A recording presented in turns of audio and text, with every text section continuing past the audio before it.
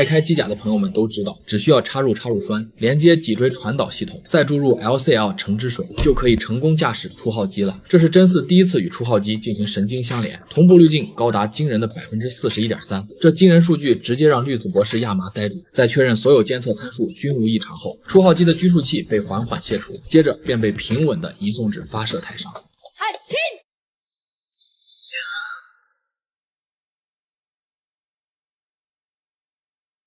第一次操控初号机的真4显然还不太适应，刚迈出2步便重重地摔在地上。使徒还以为这是来碰瓷的，毫不客气地一把抓起初号机，紧接着使徒的手臂瞬间膨大，初号机甚至来不及防御，下一刻他的左臂便被猛地扭断。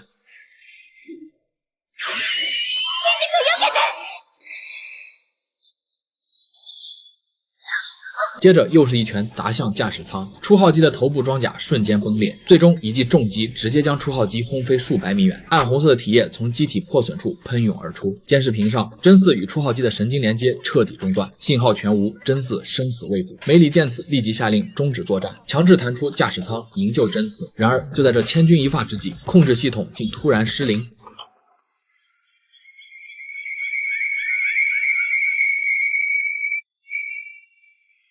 没办法看到儿子被欺负，老妈只好亲自上线代打。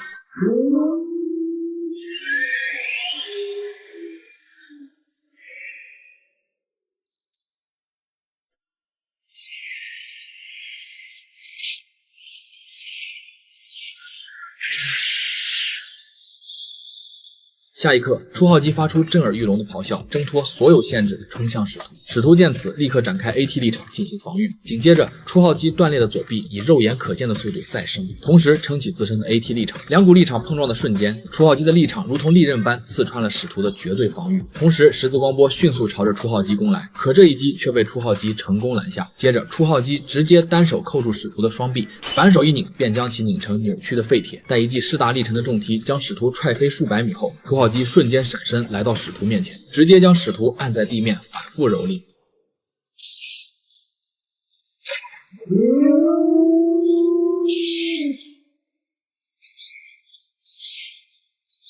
濒死的使徒竟直接启动了自爆程序，试图与初号机同归于尽。剧烈的爆炸在空中炸开，当硝烟散去，所有人都难以置信地瞪大双眼。只见初号机从火光中缓步走出，宛如从地狱归来的战士。他头部残留的装甲彻底脱落，露出了一个可怕生物。而此时恢复意识的真嗣一脸懵逼，根本不知道刚才发生了什么。以上便是本集的全部内容，接下来再补充一些细节。LCL 灌满肺部，让真嗣溺水呼吸，而且还带着定维的气味和血味，也就是说他全程泡在母亲味道里。暴走关键并非挨揍，而是外部电源被扯断，内置电池只剩1分钟，老妈紧急解锁权限之后，初号机靠生物本能硬撑远超时限，能量来源至今成谜。同时神经连接双向反馈，左臂被拧断时，真嗣同步承受100%撕裂剧痛，痛到昏迷是大脑自我保护。最吓人的是暴走尾声，初号机不是砸死使徒，而是扑上去啃食并吞噬对方核心。这一幕吓得梅里他们瞳孔地震。等真嗣醒来，一脸茫然，他不仅错过老妈护犊子，还错过了初号机的恐怖吃播，这福气换谁不腿软？